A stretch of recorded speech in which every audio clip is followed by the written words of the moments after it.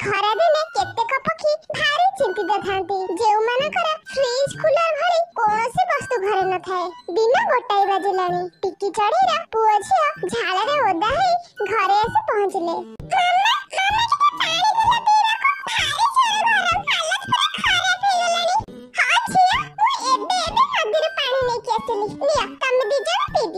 माँ देथिबा पानी परे पीवाकू लागिला परे जेमिति ढके पानी पीछि तार सब पानी बांती हे गला।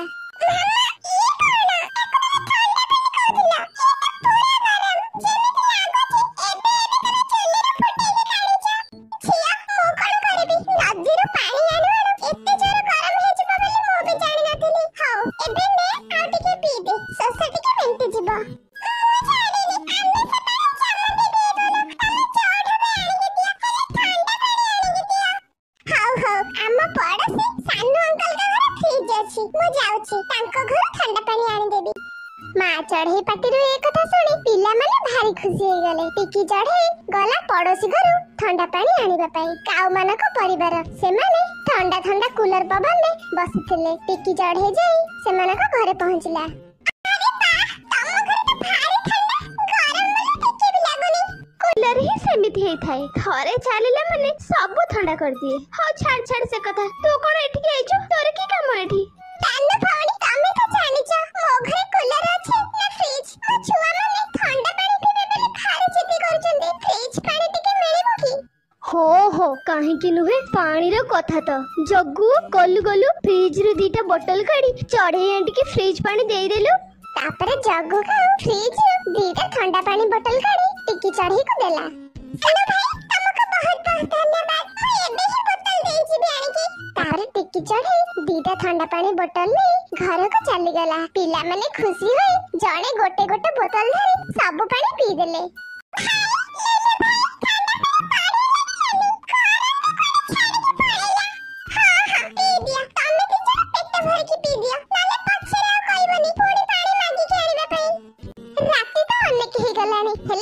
चढ़ेर छुआ दी जण गरम जुगुर सोई पारु नथिले।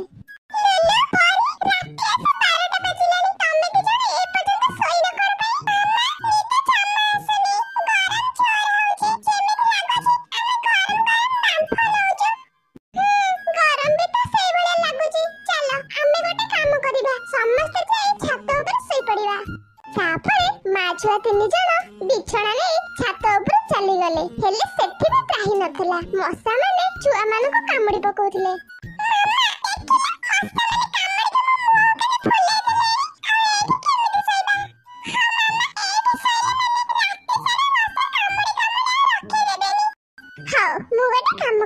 तमे दी जण सुआ मु बिछଣା रे तम दी जण को बिंचुची मशा मानको तम ऊपर जमा बसई देबिनी। तापरे पिला माने सोइले मां चढ़ी पिला मानको बिंचଣା रे बिंचिला। पिला माने निदरे सोई पइले। किछि समय परे सकाळ हे गला। सानु मो कथा मन ध्यान दे सुनो मु फ्रिज टा किनिले समाज सेवा करिबा पई सब बेले तुम टिकी चढ़े के ठंडा ठंडा पानी बोतल सब देई चलीच। रानू तू एमिति की कथबार्ता करछु पानी ही तो दउछु तो घरु मु पुळा पुळा दाना तो देई दउनी। मु से पानी कथा कहूची से पानी मन को मन ठंडा होउनी इलेक्ट्रिक करंट रे ठंडा होची जहार बिल मु मासक मास भरुची कोन से चढ़ी को पानी देबा पई।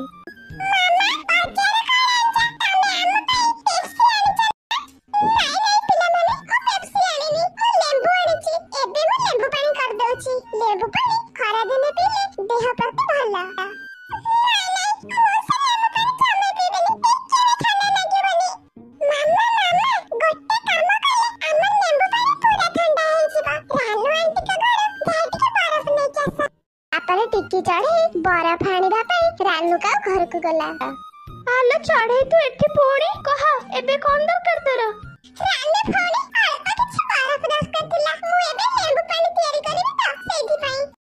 आलो चढ़े काम कर देबुलो बरफ ए पर्यंत जमिनी। मामा ताले गटे काम करे तमे चढ़े एठी को ठंडा पानी दे दिया। हां जग्गू तमे पूरा ठीक कथा कहिला ठंडा पानी हेले तो चढ़ीबा। चली आसला भारी ठंडा पानी देला वाला जा प्रथमे पानी बोतल सब भरे के आगे फ्रिज रे रख फ्रिज रे गोटे भी बोतल नहीं।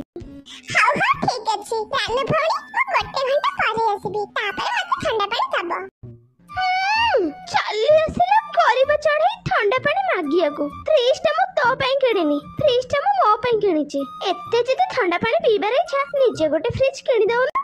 ରାନୁ ଭଉଣୀ ତମେ ଏମିତି କି କଥାବାର୍ତ୍ତା କରୁଛ? ମତେ ବରଫ ଦବନି ତ? ସିଧା ସିଧା ବି ତ ମନା କରିପାରିବ। ଆଉ ଗରିବ ହବାର ମତେ ତାନା କାଇଁ ମାରୁଛ? ଠିକ ଅଛି ମୁଁ ଯାଉଛି, ଆଉ କେବେ ବି ତମ ଘରକୁ ଥଣ୍ଡା ପାଣି କି ବରଫ ମାଗିବା ପାଇଁ ଆସିବିନି। ହଁ ଯା ଯା ଜଲ୍ଦି ଏଠୁ ପଳା, ରକ୍ଷା ପାଇବି ମୁଁ। ତୁ ଆଉ ଯେମିତି ମୋ ଦୁଆର ମୁହଁକୁ ବି ନ ଆସୁ। ଗରିବ ଚଢେଇ କୋଉଠିକାର, ଗୋଟେ ଫ୍ରିଜ ବି କିଣିବାର ଶକ୍ତି ନାହିଁ, ଚାଲି ଆସିଲା ମାଗିବାକୁ। ଏମିତି ଗରିବ ହବାର ତାନା ଦେଇ ରାନୁ କାଉ ଟିକି ଚଢେଇକୁ ତା ଘରୁ ବାହାର କରିଦେଲା।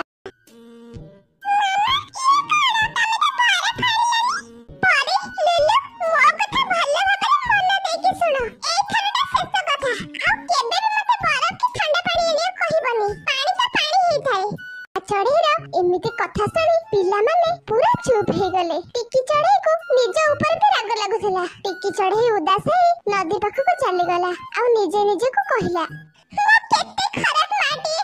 ମୋ ପିଲାମାନଙ୍କର କଣ ଦୋଷ ଥିଲା? ମୁଁ ତାଙ୍କୁ ଏତେ ଗାଳି କଣ ପାଇଁ ଦେଲି? ଥରେ ପ୍ରାଣ କରି କଥା କହିଦେଲି। ସେମାନଙ୍କର କଣ ଭୁଲ ଥିଲା? ସେମାନେ ତ ଖାଲି ଥଣ୍ଡା ପାଣି ଟିକେ ମାଗିଥିଲେ। ମୁଁ ଏତେ ଖରାପ ନୁହଁ ଯେ ମୋ ପିଲାମାନଙ୍କ ଖୁସି ପାଇଁ ମୁଁ ଫ୍ରିଜ ବି ଗୋଟେ କିଣି ପାରୁନି। ଟିକି ଚଢେଇ ଉଦାସ ହେଇ ବସି ନିଜ ନିଜ ସହିତ ଏମିତି କଥା ହଉଥିଲା। ସେଇ ସମୟରେ ଗୋଟେ ଅଜଣା ପକ୍ଷୀ ସେଇଠାକୁ ଆସିଲା। ତା ହାତରେ ଗୋଟେ ଅଜୀବ ପାଣି ବୋତଲଟେ ଥିଲା। ଇଏ କଣ? ଆପଣଙ୍କ ପରରେ ଆପଣ କଣ ଧରିଛନ୍ତି? ଏମିତିକା କୋଉ ବୋତଲ ଯୋଉଟା କି ଘାସରେ ତିଆରି ହେଇଛି? ନାଇଁ ନାଇଁ ଚଢେଇ, ଇଏ ବୋଟଲ, ତାକୁ ମୁଁ ଘାସରେ ଗୁଡେଇ ଦେଇଛି। ଆଗ କାଳେ ଆମେମାନେ ପାଣି ଥଣ୍ଡା ରଖିବା ପାଇଁ ଏମିତି ଘାସର ବ୍ୟବହାର କରୁଥିଲୁ। ଏବେ କାଳେ ତ ସବୁ ଫ୍ରିଜ ହେଇଗଲାଣି, ତେଣୁ କରି ଏ ସବୁକୁ କେହି ଆଉ ପଚାରୁନାହାନ୍ତି। ଏମିତି କହି ସେ ଅଜଣା ପକ୍ଷୀଟିଏ ସେଇ ବୋତଲରେ ନଦୀରୁ ପାଣି ଭରିଲା ଆଉ ନେଇକି ଉଡିଗଲା। ଅଜଣା ପକ୍ଷୀର ଏକଥା ଶୁଣି ଟିକି ଚଢେଇ ମୁଣ୍ଡରେ କିଛି ବୁଦ୍ଧି ଆସିଲା। ଟିକି ଚଢେଇ ସେଇଠୁ କିଛି ଘାସ ନେଲା ଆଉ କିଛି କାଠ ନେଲା ଆଉ ଘାସରେ ଫ୍ରିଜ ତିଆରି କରିବା ବୋଲି ନିଜେ ନିଜକୁ କଥା ଦେଲା। ସେ ସବୁ ନେଇ ଟିକି ଚଢେଇ ଘରେ ପହଞ୍ଚିଲା ଆଉ ଘାସରେ ଗୋଟେ ସୁନ୍ଦର ଫ୍ରିଜଟିଏ ତିଆରି କରିଦେଲା।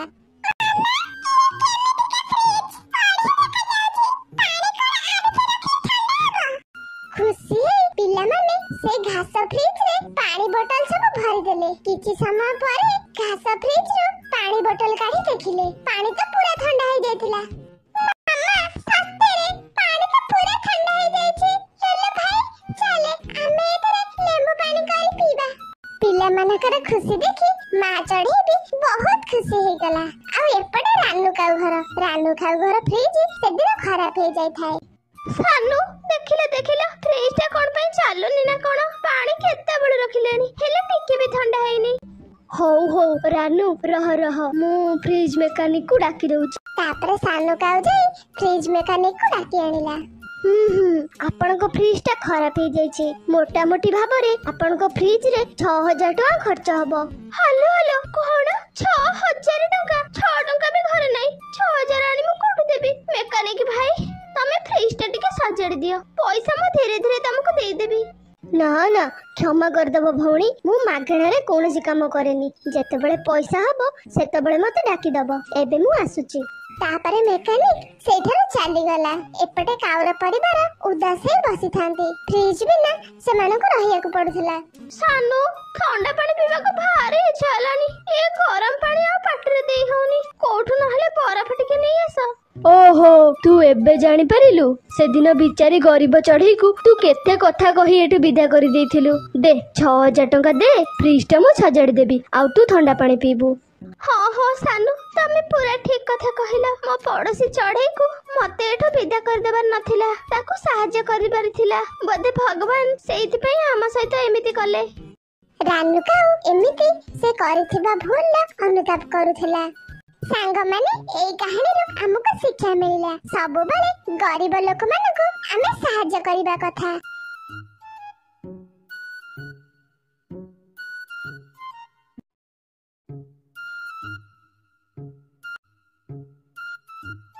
ରାନୁ କାଉର ପୁଅ ଜଗୁ କାଉ ବାହାରୁ ଖେଳିକି ଆସିଲା। ନାଇଲୋ ପୁଅ ଜଗୁ, ଆଜି କରିନି, କାଲି ତତେ ତିଆରି କରିଦେବି।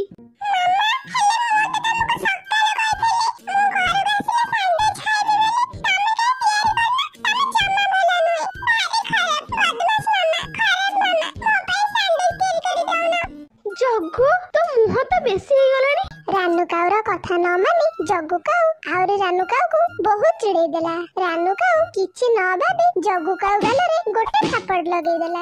ଯା ବାପା ମା ନାହାନ୍ତି ତାଙ୍କୁ ଯାଇ ପଚାର ବାପା ମା କଣ। ତୋ ପାଇଁ ଦିନ ରାତି ଆମେ ଖଟି ଖଟି ମରୁଛୁ, ହେଲେ ତୁ ଏଠି ମୁହଁ ବାହାର କରୁଛୁ।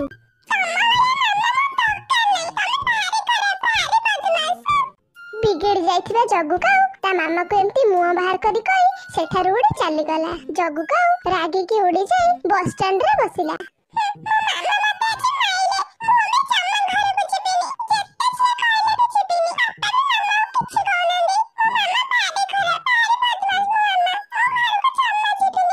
ଜଗୁ ପୁଅ ତୁ ଏଠି କଣ ପାଇଁ ବସିଛୁ? ଚାଲ ମୁଁ ତତେ ନେଇ ତମ ଘରେ ଛାଡିଦେବି।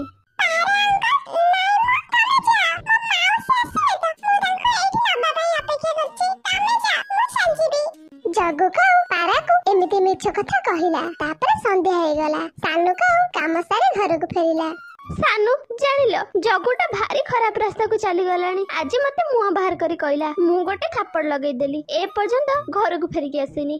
ରାନୁ ଜଗୁକୁ ଆମେ ହିଁ ତ ବିଗାଡିଛେ। ସେପଟେ ଚଢେଇ ପୁଅକୁ ଦେଖିଲୁ ଭାରି ବୁଦ୍ଧିମାନ, ତା ମାମାର ସବୁ କଥା ମାନୁଛି। ଏତିକି ଛୋଟ ବୟସରୁ ତା ମା ସହିତ ଜଙ୍ଗଲକୁ କାଠ ଆଣିବା ପାଇଁ ଯାଉଛି। ଅରେ ଛୋଟ କାଉ ତୁ ଏଠି କାଇଁ ବସିଛୁ? ମତେ ଲାଗୁଛି ତୁ ତ ଘରେ ବୋଧେ ଝଗଡା କରିକି ଆସିଛୁ। ହଁ ମୁଁ ଜାଣିପାରିଲି, ଯୋଉ ପିଲା ତା ଘର ଛାଡି ଆସନ୍ତି ସେମାନେ ମୋ ପାଖକୁ ଯାଆନ୍ତି। ମୁଁ ସେମାନଙ୍କୁ ଖାଇବାକୁ ଦିଏ, ଟେଷ୍ଟି ଟେଷ୍ଟି ଖାଇବା, ଖେଳିବାକୁ ବି ଦିଏ, ଆଉ ଝୁଲଣିରେ ବସିବା ପାଇଁ ଦିଏ। ବଡ ବଡ ଝୁଲଣିରେ ମୁଁ ସେମାନଙ୍କୁ ନେଇ ବସାଏ।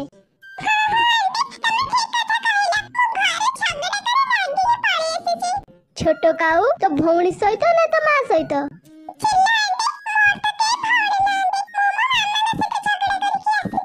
ହଁ ତାହେଲେ ଚାଲ ମୋ ସାଙ୍ଗରେ, ମୁଁ ତତେ ସବୁ କିଛି ଦେବି। ତାପରେ ସେ ଦୁଷ୍ଟ ଥିଲା ଜଗୁ କାଉକୁ ନେଇକି ଚାଲିଗଲା। ଆଉ ଏପଟେ ସାନୁ କାଉ ଜଗୁ କାଉକୁ ପୁରା ଜଙ୍ଗଲଟା ସାରା ଖୋଜି ସାରିଥିଲା, ହେଲେ ଜଗୁ କାଉ ତାକୁ କୋଉଠି ବି ମିଳିନଥିଲା। ଆରେ ସାଙ୍ଗ ସାନୁ, ତୋ ପୁଅ ଜଗୁକୁ ମୁଁ ଆଜି ସକାଳେ ବସ୍ ଷ୍ଟାଣ୍ଡରେ ବସିବାର ଦେଖିଲି। ପାରା ଠାରୁ ଏ କଥା ଶୁଣି ସାନୁ କାଉର ପାଦ ତଳୁ ମାଟି ଖସିଯାଏ। କଣ କହିଲୁ ପାରା? ତୁ ଜଗୁକୁ ଆଜି ବସ୍ ଷ୍ଟାଣ୍ଡରେ ଦେଖିଥିଲୁ? ସିଏ ଆଜି ସକାଳୁ ତା ମା ସହିତ ଝଗଡା କରିକି ଆସିଛି। ଆରେ ସାଙ୍ଗ ମୁଁ ତାକୁ କହିଲି ଚାଲ ପୁଅ ତତେ ଘରେ ନେଇ ଛାଡିଦେବି, ହେଲେ ସେ ମତେ କହିଲା ସେ ତା ମାଉସୀକୁ ନବା ପାଇଁ ଆସିଛି ବୋଲି। ପାରା ଠାରୁ ଏମିତି କଥା ଶୁଣି ସାନୁ କାଉ ଜଲ୍ଦି ଜଲ୍ଦି ଘରକୁ ଉଡିଲା। ଆଲୋ ରାନୁ ତୁ ଜାଣିଛୁ ଜଗୁ ଘର ଛାଡି ଚାଲି ଯାଇଛି। ହଁ ଚାଲି ଯାଇଛି ଜଗୁ। ହାଲୋ ହାଲୋ କଣ କହୁଛ ସାନୁ? କିଏ ତମକୁ କହିଲା? ପାରା। ହଁ ରାନୁ ମତେ ପାରା କହିଲା। ପାରା ହିଁ ଦେଖିଥିଲା ଜଗୁ ଆମର ଯାଇ ବସ୍ ଷ୍ଟାଣ୍ଡରେ ବସିଥିଲା। ହାୟ ହାୟ ହାୟ ହାୟ ହାୟ, କଣ କରିଦେଲି? ମୋ ନିଜ ହାତରେ ମୁଁ କଣ କରିଦେଲି? ମୋ ପୁଅ କୁଆଡେ ଗଲା? ମୁଁ କାଇଁ ତାକୁ ମାରୁଥିଲି? ଯଦି ଆଗରୁ ଜାଣିଥାନ୍ତି ମୋ କଥାକୁ ମାରିଥାନ୍ତି। ମୋ ପୁଅ ମତେ ଖାଲି ଖରାପ ହିଁ ତ କହିଥିଲା। ହେ ଭଗବାନ କି କପାଳ ମୋର।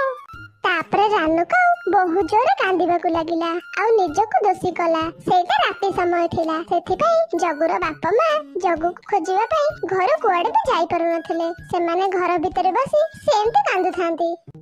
ଏ ବାସନ ସବୁ ସଫା କର, ଯଦି ଟିକେ ଅସନା ଦେଖିଲି ତାହେଲେ ଛାଡିବିନି ମୁଁ ତତେ।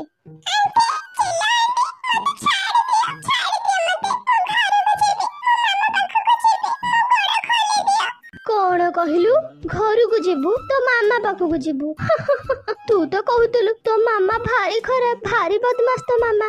ଘର ଛାଡିକି ଆସିଥିବା ପିଲାମାନଙ୍କୁ ମୁଁ ଏଇ ଅତ୍ୟାଚାର କରେ। ଏମିତି କହି ଚିଲ ଗୋଟେ ବାଡି ଧରି ଜଗୁକୁ ଦି ପାହାରେ ପିଟିଲା। ସାଙ୍ଗେ ସାଙ୍ଗେ ଜଗୁ ଡରି ଡରି ବାସନ ମାଜିବା ପାଇଁ ଲାଗି ପଡିଲା। ତାପରେ ସକାଳ ହେଇଗଲା। ସାନୁ କାଉ ଆଉ ରାନୁ କାଉ ତା ପୁଅ ଜଗୁକୁ ଖୋଜିବା ପାଇଁ ବାହାରି ପଡିଲେ। ସେମାନେ ଯାଇ ବସ୍ ଷ୍ଟପ୍ ରେ ରହିଲେ। ଆଲୋ ସୁଆ, ମୋ ପୁଅ ଜଗୁ ଘର ଛାଡି ଚାଲି ଆସିଛି। ତୁ ତାକୁ ଦେଖିଛୁ କି କାଲି? ହଁ ରାନୁ, କାଲି ମୁଁ ଦେଖିଛି। ଗୋଟେ ଛୋଟ କାଉ ଏଇଠି ବସି ଗୋଟେ ଚିଲ ସହିତ ଗପୁଥିଲା। କହିଲୁ ମିଠୁ? ଚିଲ? ହଁ ସାନୁ ଚିଲ, ଗୋଟେ ବୁଢୀ ଚିଲ କେତେବେଳେ କେମିତି ଏଇଠିକୁ ଆସେ। ହାୟ ହାୟ ହାୟ ହାୟ, ସାନୁ ସେ ବୁଢୀ ଚିଲ ଆଉ ମୋ ପୁଅକୁ ନେଇ ଯାଇନି ତ? ତାପରେ ସେଇପଟ ଦେଇ ଗୋଟେ ଅଟୋ ପାହାଡ ଜଙ୍ଗଲକୁ ଯାଉଥିଲା। ସାନୁ କାଉ ରାନୁ କାଉ ସେଇ ଅଟୋରେ ବସି ପାହାଡ ଜଙ୍ଗଲକୁ ଗଲେ।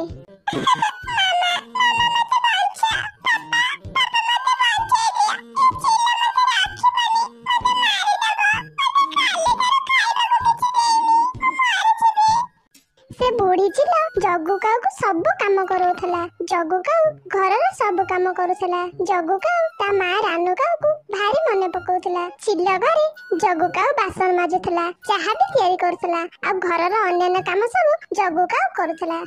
ଦିନ ସାରା ଖୋଜି ଖୋଜି କାଉ ଦି ଜଣ ଥକା ମରା ହୋଇ ସନ୍ଧ୍ୟା ବେଳେ ଘରକୁ ଫେରିଲେ, ହେଲେ କୌଣସି ଜାଗାରେ ବି ତାଙ୍କ ପୁଅ ତାଙ୍କୁ ମିଳିଲାନି। ସାନୁ, କେଜାଣି ମୋ ପୁଅ କୋଉ ଅବସ୍ଥାରେ କୋଉଠି ଥିବ। ହଁ ରାନୁ, କେଜାଣି ଆମ ପୁଅ ବଞ୍ଚିଥିବ ନା ସେ ବୁଢୀ ଚିଲ ତାକୁ ମାରି ଦେଇଥିବ। ଦିଦି, ଏହାକୁ ନେଇଯା, ଏ କାଉ ଛୁଆଟାକୁ ନେଇଯାଅ। ଇଏ ତମ ଘରର ସବୁ କାମ କରିବ। ମତେ ବସ୍ ଷ୍ଟାଣ୍ଡରୁ ଏ ଛୁଆଟା ମିଳିଥିଲା। ଯାହା ହଉ ଭଉଣୀ, ତୁ ମୋର ଗୋଟେ ଭଲ ଉପକାର କଲୁ। ମୁଁ ନେଇଯାଉଛି ଆକୁ, ମୋ ଘରେ ବାନ୍ଧିକି ରଖିବି। ସେଇ ବୁଢୀ ଚିଲର ଭଉଣୀ ଜଗୁ କାଉକୁ ନେଇ ତା ଘରକୁ ଯିବା ପାଇଁ ବାହାରି ପଡିଲା, ଆଉ ଅଟୋରେ ଯାଇ ବସିଲା। ଶୁଣୁ କାଉ ଛୁଆ, ଯଦି ତୁ ପାଟି କରିବାକୁ ଚେଷ୍ଟା କଲୁ ତାହେଲେ ତତେ ଜୀବନରୁ ମାରିଦେବି। ଚୁପଚାପ ଅଟୋରେ ବସ। ଆଚ୍ଛା ଚିଲ ଭଉଣୀ, ତମେ କୋଉ ଜାଗାକୁ ଯିବ? ସାଗର ଜଙ୍ଗଲକୁ ମୁଁ ଯିବି, ଚାଲ ଚାଲ। ତାପରେ ଅଟୋ ବାଲା ଅଟୋ ଚଲେଇବାକୁ ଆରମ୍ଭ କଲା। ଆଚ୍ଛା ଚିଲ ଭଉଣୀ, ଏ କାଉ ତମର କଣ ହବ? ତାପରେ ସେ ଚିଲ ଜଗୁ କାଉ ମୁହଁରେ ତା ପର ରଖିଦେଲା। ଇଏ ମୋ ସାଙ୍ଗର ପୁଅ। ମୋ ସାଙ୍ଗ ଆକୁ ବହୁତ ମାରଧର କରୁଛି। 2-4 ଦିନ ବୁଲେଇବା ପାଇଁ ମୁଁ ମୋ ସାଙ୍ଗରେ ତାକୁ ନେଇଯାଉଛି। ସାଗର ଜଙ୍ଗଲ ଯେମିତି ଆସିଲା, ଚିଲ ଜଗୁ କାଉକୁ ଧରି ସେଇଠି ଓହ୍ଲେଇ ପଇଲା। ଗଛ ଡାଳରେ ବସିଥିବା ଟିକି ଚଢେଇ ଜଗୁ କାଉକୁ ଦେଖି ନିଏ।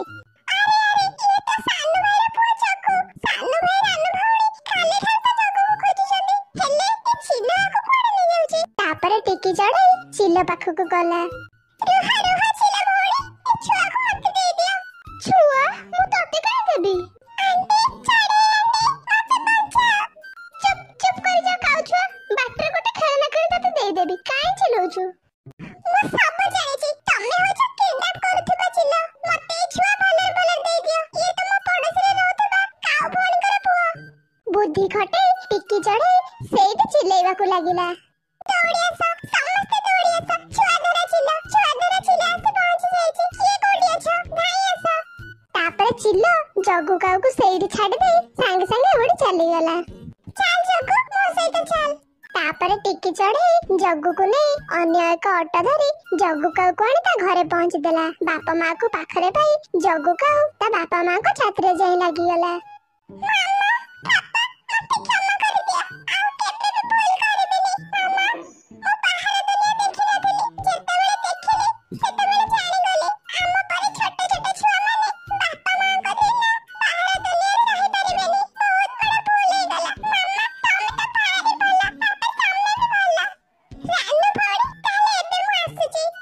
ରାନୁ କାଉ ଆଉ ସାନୁ କାଉ ଟିକି ଚଢେଇକୁ ବହୁତ ବହୁତ ଧନ୍ୟବାଦ ଦେଲେ। ଟିକି ଚଢେଇ ସେଇଠାରୁ ଚାଲିଗଲା। ଜଗୁ ପୁଅ, ତୁ କେବେ ବି ତୋ ମାକୁ ଆଉ ଛାଡିକି ଯିବୁନୁ।